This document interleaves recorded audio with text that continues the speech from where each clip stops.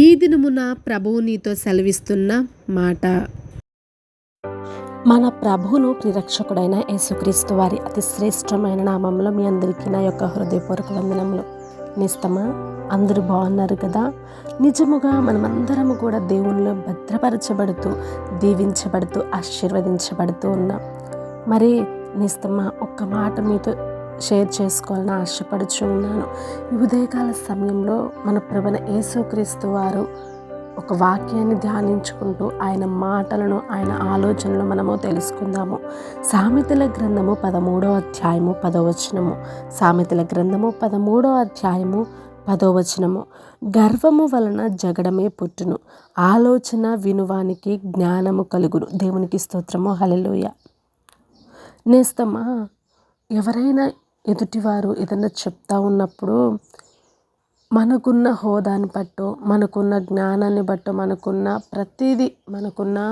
ప్రతి అంటే చదువు కానీ ఏదైనా ఎవ్రీథింగ్ ఏదైనా ఉన్నదాన్ని బట్టి మనము గర్వించి వాళ్ళ ఇంట్లో మనకు చెప్పేది చాలామంది నేను వయసులో పెద్దోడిని, నాకంటే చిన్నోడు కదా, లేకపోతే ఏదేదో దేని వాళ్ళనో కానీ మాట వినకుండా ఆ మాటను ఒకవైపు విని వదిలేసే వారిలా కాకుండా ఆలోచన కలిగి వినేటట్లకైతే మనము చాలా అంటే చాలా దీవించబడతాం, చాలా అంటే చాలా ఆశీర్వదించబడతాం కూడా.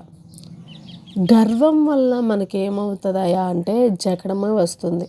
ఎదుటివారు ఏదైనా చెప్పినప్పుడు దాన్ని విని ఆలోచనతో విని సరే అని చేసావనుకో తప్పేముంది, అంతే కదా. కానీ ఆ పని చేయకుండా పద్దాకులా నేను ఎందుకు చేస్తా అంటే గర్వమే వస్తుంది కదా. కాబట్టి నేస్తమ్మా మనల్ని మనం తగ్గించుకునే వారంగా ఉండాలి.